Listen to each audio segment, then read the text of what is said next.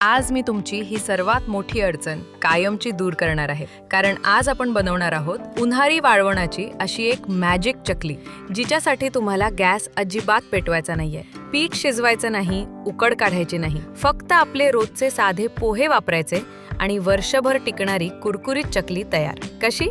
चला पाहूया. पण व्हिडिओ शेवटपर्यंत पहा, कारण यात मी मळण्याची अशी एक सिक्रेट ट्रिक सांगितली आहे, जी नाही वापरली तर तुमची चकली 100% तुटणार.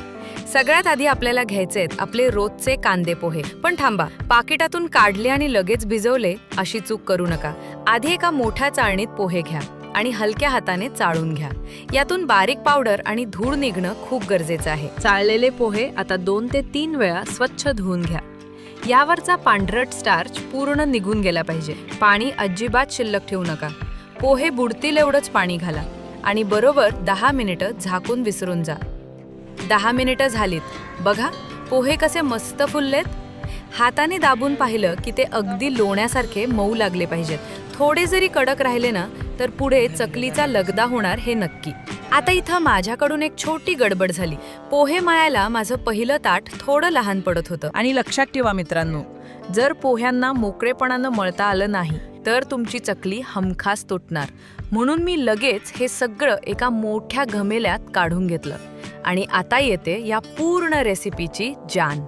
इथंच ठरतं तुमची चकली पास होणार की नापास. पोहे नुसते हातानं एकत्र करून चालणार नाहीत. जर हातानं मळून दमलात तर ही प्रोटिप वापरा. एका वाटीनं किंवा ताटाच्या मागच्या भागानं या पोह्यांना असं रगडून रगडून मळून घ्या. थोडं पाणी वतून या पोह्यांचा एकदम मऊ एकजीव गोळा तयार होत नाही तोपर्यंत मळत राहा. पीठ तर मळून झालं, पण चवीचं काय? यात घालूया पांढरे तीळ. आणि हो, मीठ वेगळं घालण्यापेक्षा ते हिरव्या मिरची सोबतच वाटून घ्या, म्हणजे ते पूर्ण पिठात एकदम एकसारखं लागतं. आणि आता आपला मॅजिक इन्ग्रेडियंट, 1 चिमूटभर खाण्याचा सोडा. याच सोड्यामुळे चकली तेलात पडताच तिप्पट फुलणार आहे. हे सगळं पुन्हा एकदा पूर्ण ताकदीने मळून घ्या.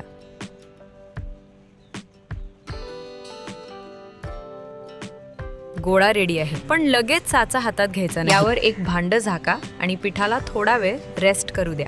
यामुळे सोडा आणि मसाले आतपर्यंत मुरतील आणि पीठ रबरासारखं लवचिक होईल.